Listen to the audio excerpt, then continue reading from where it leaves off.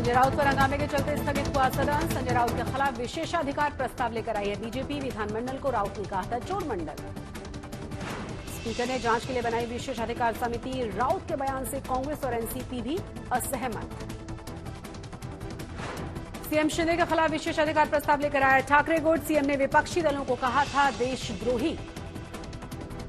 Covid centre घोटाले में गिरफ्तार संजय राउत के करीबी और दोनों ही आरोपियों को कोर्ट ने 6 मार्च तक पुलिस कस्टडी में भेजा।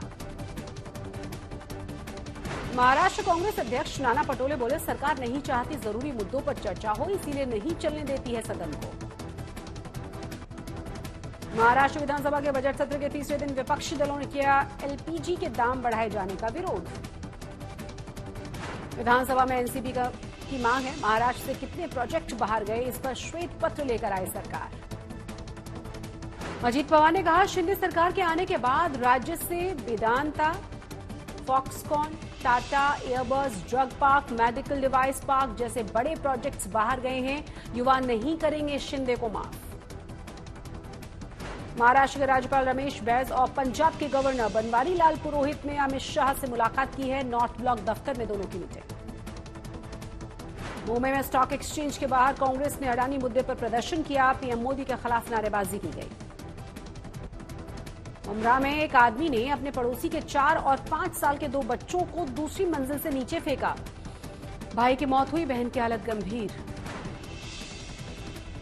आरोपी के बच्चे नहीं है, अपनी बीवी के पड़ोसी परिवार से बात करने से बहुत ज्यादा नाराज था। ठाणे में शिवसेना नेता रविंद्र परदेसी मर्डर केस में 2 आरोपियों की गिरफ्तारी। ठाणे के गोरबंदर रोड पर इलेक्ट्रिक पोल से टकराई कार, एक की मौत हुई, एक घायल। कल्याण में 14वीं मंजिल पर घर में खाना बना रही महिला की साड़ी में आग लगी। बुरी तरह से झुलस गई महिला। आग फैलने से पूरा घर जलकर खाक हुआ। नासिक में जिला अस्पताल में एक मरीज ने 2 कर्मचारियों को पीटा। नाराज कर्मचारियों का प्रदर्शन, सुरक्षा मुहैया कराने की मांग की गई। बारामती में बिजली के तार की चपेट में आने से धू-धू कर जला ट्रैक्टर। ड्राइवर भी झुलसा, कूदकर बचाई अपनी जान। अमरावती में जिला स्तरीय कृषि महोत्सव का शुभारंभ हुआ। 5 मार्च तक चलेगा यह आयोजन। सोलापुर में 512 किलो प्याज बेचने के बाद 2 रुपए का चेक मिलने से परेशान हुआ किसान। कहा मंत्री का फोन आया लेकिन नहीं मिली कोई भी मदद। सांगली में किसान ने उगाई 750 ग्राम की प्याज। ऐसी फसल देखने के लिए दौड़े आ रहे हैं आसपास के किसान।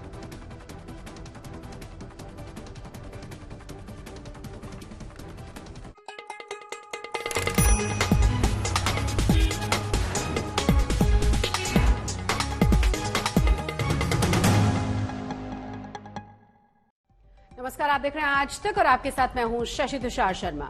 उद्धव ठाकरे गुट के नेता संजय राउत एक बार फिर से विवाद में फंसे हैं। संजय राउत ने महाराष्ट्र विधानसभा को इस बार कह दिया है चोर मंडल। बीजेपी उनके खिलाफ विशेषाधिकार हनन का नोटिस लेकर आई है। संजय राउत के बयान का उनकी अपनी सहयोगी एनसीपी भी समर्थन नहीं कर रही। ठाकरे गुट के नेता संजय राउत के एक बयान के चलते बीजेपी शिवसेना ने बुधवार को विधानसभा में जमकर हंगामा किया। संजय राउत ने विधानसभा को चोर मंडल कहा तो बीजेपी ने सदन में ये मुद्दा उठाया। आम्हाला ही जी बनावट शिवसेना आहे, डुप्लिकेट चोरांचं मंडळ, चोर मंडळ, विधिमंडळ नाही चोर मंडळ आहे। त्यांनी आम्हाला पदावरून काढले तरी आम्ही का पक्ष सोडणार आहोत का? अशी अनेक पदं आम्हाला पक्षाने दिली, बाळासाहेब ठाकरे आणि उद्धवजींनी दिली, ते आम्ही वळवून टाकतो पक्षासाठी। आम्ही लफंगे नाही आहोत। पदं गेली, पदं परत येतील, आमचा पक्ष महत्वाचा है। संजय राउत कोल्हापुर में मीडिया से बात कर रहे थे। विधानसभा स्पीकर राहुल नार्वेकर ने संजय राउत के बयान की जांच के आदेश दिए हैं। 2 दिन के भीतर जांच पूरी करने के लिए कहा गया है। राउत के बयान के खिलाफ बीजेपी ने विशेषाधिकार हनन का नोटिस दिया है। Sanjay Raut is a habitual offender. वो महिलाओं के बारे में गलत भाषा इस्तेमाल करते हैं, अन्य राजकीय नेताओं के लिए गलत भाषा इस्तेमाल करते हैं। ऐसी भाषा जिसका जिक्र मैं यहाँ में कर भी नहीं सकता हूँ। और इसके लिए संजय राउत ने आज पूरे महाराष्ट्र का और पूरे विधानमंडल का अपमान किया है और उसके लिए हक्कभंग समिति के पास जाकर उनको कड़ी से कड़ी सजा होनी चाहिए। संजय राउत की विवादित टिप्पणी के बाद विधानसभा में सत्ता पक्ष ने जमकर हंगामा किया। सत्ता पक्ष ने कहा कि राउत का बयान न सिर्फ विधायकों बल्कि पूरे सदन के लिए अपमानजनक है।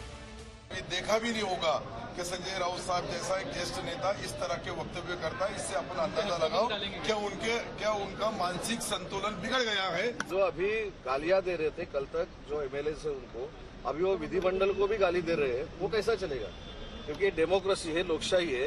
लोकशाही में महाराष्ट्र की जनता जो 13 कोटी जनता है, वो 13 कोटी जनता ने 228 लोगों को विधिमंडल में भेज दिया है, एमएलसी को भेज दिया है। उनको ही गालियां देना यानी महाराष्ट्र की जनता को गालियां देना जैसा है, और ये पूरी डेमोक्रेसी की थक्का है। सिर्फ सत्ता पक्ष ही नहीं, संजय राउत के बयान की सहयोगी दलों कांग्रेस और एनसीपी ने भी आलोचना की है। हम तो बिल्कुल नहीं समर्थन करते, क्योंकि ये कायदे मंडल है, ये विधिमंडल है। यहाँ 5-5 लोग हमें वोट करते हैं, उनका प्रतिनिधित्व हम करते हैं। इतनी बड़ी तादाद से हम जब हमारे मतदार संघ का कॉन्स्टिट्यूंसी का प्रतिनिधित्व करते हैं तो हमें भी कुछ अधिकार रहता है। हमारा भी अपमान अंदर बैठने के बाद करने का किसी को अधिकार नहीं है। आप संविधान के हिसाब से चलो, कानून के हिसाब से चलो। जो भी आपको कुछ कहना है तो कहने का तो अधिकार सबको है, आपको है, मुझे, उनको है, सबको है। लेकिन वो अधिकार का अगर किसी ने गलत इस्तेमाल किया तो वो भी ठीक नहीं है। स्पीकर राहुल नार्वेकर ने कहा है कि उन्होंने संजय राउत के खिलाफ विशेषाधिकार का नोटिस स्वीकार कर लिया है और इस पर वो 8 मार्च को फैसला सुनाएंगे। स्पीकर ने इस मामले की सुनवाई के लिए एक विशेषाधिकार कमेटी का भी गठन कर दिया है। संजय राउत के भाई और विधायक सुनील राउत ने इस विशेषाधिकार नोटिस का विरोध किया है।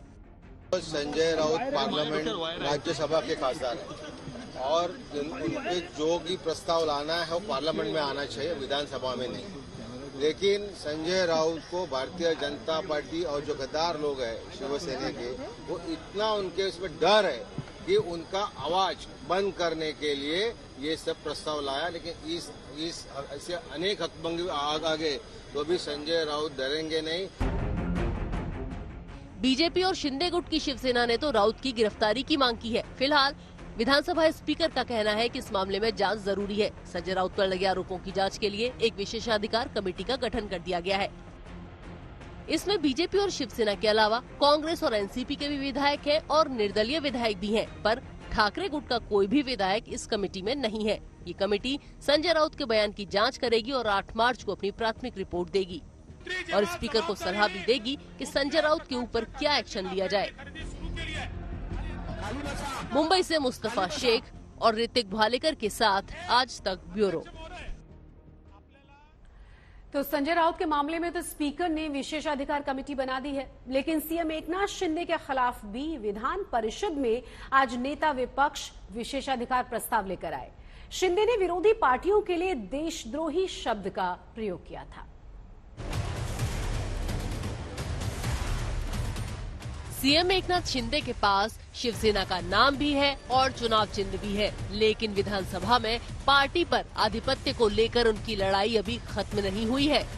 बुधवार को सत्ता पक्ष के विधायक विधानमंडल को चोर मंडल कहने वाले ठाकरे गुट के नेता संजय राउत के खिलाफ विशेषाधिकार का नोटिस लाए तो ठाकरे गुट भी सीएम के खिलाफ विशेषाधिकार का नोटिस ले आया। ये नोटिस है सीएम के विरोधी पक्ष को देशद्रोही बोलने का। महाराष्ट्र की सरकार जिस पद्धति से काम कर रही है वो महाराष्ट्र को न्याय नहीं दे रही, किसानों को नहीं दे रही, बेरोजगार युवकों को नहीं दे रही। लॉ एंड ऑर्डर के बड़े प्रश्न महाराष्ट्र में है, इसलिए हमने ये चाय पान पे बहिष्कार किया था। जब बहिष्कार किया तब मुख्यमंत्री जी ने ऐसा वक्तव्य किया था कि अच्छा हुआ कि देशद्रोही के साथ मुझे चाय पान करने का वक्त मुझ पे नहीं आता। तो देशद्रोही कौन है? हम देशद्रोही क्या? विधिमंडल के जो विरोधी पक्ष में जितने सदस्य वो देशद्रोही है क्या? और इसलिए हमको देशद्रोही उन्होंने कहा, इसलिए हमने उन पे प्रिविलेज मोशन हक्कभंग लाया है। अंबादास दानवे के लाए नोटिस के मुताबिक महाराष्ट्र में 26 जनवरी को बजट सत्र शुरू होने से पहले सरकार की दी गई टी पार्टी का विपक्ष ने बहिष्कार किया था। इस पर एक प्रेस कॉन्फ्रेंस में अपनी प्रतिक्रिया देते हुए सीएम शिंदे ने कहा था कि अच्छा हुआ हमें देशद्रोहियों के साथ चाय नहीं पीनी पड़ी। एकनाथ शिंदे अब विधान परिषद के फ्रंट पर भी सक्रिय हो चुके हैं। महाराष्ट्र विधान परिषद में शिवसेना के 11 विधायक चुनकर आए थे, पर विधानसभा के उलट इनमें से एक ही विधायक शिंदे के साथ है, बाकी सभी ठाकरे गुट के साथ है। पर सीएम शिंदे ने विधान परिषद में अपना चीफ विप नियुक्त करने के लिए उपसभापति को पत्र लिखा है। जो अभी है हमारे मुख्यमंत्री साहब मुख्य नेता है, उन्होंने जो खत दिया है वो हम लोग नीलमताई गोरे के पास सौंपा दिया। मैं खुद गया था और वो उनके पास दे दिया। अभी वो लोग क्या निर्णय लेते वो आगे देखेंगे। अभी उनमें हलचल मच गई है, ऐसा ऐसा होता है तो वैसा ही होएगा। जिसके नाम के ऊपर और चिन्ह के ऊपर निशाने के ऊपर जो चुन के आए वो हमारे साथ जुड़वा नहीं पड़ेगा हमको। कभी भी आहिस्ता आहिस्ता चलने का, फास्ट चलने का नहीं। हमारे मुख्यमंत्री साहब आहिस्ता आहिस्ता चल रहे हैं, वो बराबर ऑपरेशन में माहिर है और वो ऑपरेशन सक्सेस हो जाएगा। क्या संकेत दे रहे हैं आपकी बचे हुए विधायक भी आपके साथ भी और सचे हुए भी सब हमारे साथ आ जाएंगे, आना पड़ेगा। अगर निशानी और नाम के ऊपर अगर चुन के आए तो हमारे साथ रहना पड़ेगा, नहीं तो फिर उनका जो है 2 हफ्ते के बाद हम लोग देखेंगे कैसा व्हिप देना, क्या करना है।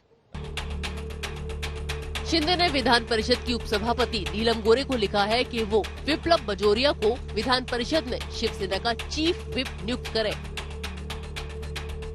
विधान परिषद में हमारे 11 सदस्य हैं।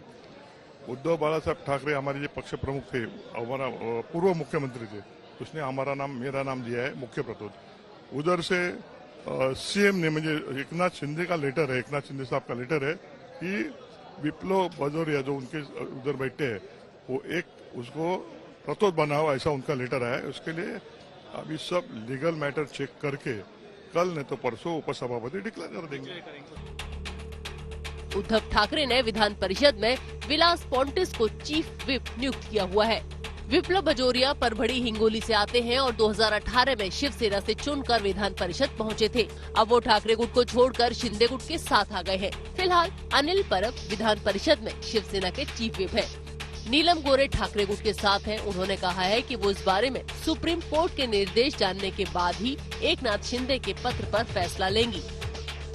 महाराष्ट्र विधानसभा में फिलहाल बजट सत्र चल रहा है। विधान परिषद में सत्ताधारी शिवसेना और बीजेपी का बहुमत नहीं है। पिछले हफ्ते सुप्रीम कोर्ट में सुनवाई के दौरान चुनाव आयोग के फैसले को चुनौती देने वाली उद्धव ठाकरे गुट की याचिका पर सुनवाई के दौरान शिंदे गुट की ओर से आश्वासन दिया गया था कि वो 2 हफ्ते तक ठाकरे गुट के सांसदों, एमएलसी, एमएलए पर व्हिप जारी करने या अयोग्य करार दिए जाने जैसे कदम नहीं उठाएंगे। हालांकि भारत गोगावले का कहना है कि हमने सुप्रीम कोर्ट में ठाकरे गुट के जनप्रतिनिधियों के खिलाफ एक्शन न लेने का आश्वासन दिया था, मगर हम सभी सदस्यों को व्हिप जारी कर बजट सत्र के दौरान सदन में मौजूद रहने के लिए कह सकते हैं। महाराष्ट्र असेंबली में एक दिन में 2 हक्कभंग नोटिस दिए गए हैं। एक खुद मुख्यमंत्री के खिलाफ है। इलेक्शन कमीशन ने भले ही शिवसेना पार्टी और चिन्ह का फैसला दे दिया हो, लेकिन सेना वर्सेस सेना असेंबली में अभी भी जो जंग है वो शुरू है। कैमरा पर्सन किरण सपकाल के साथ मुस्तफा शेख, आज तक।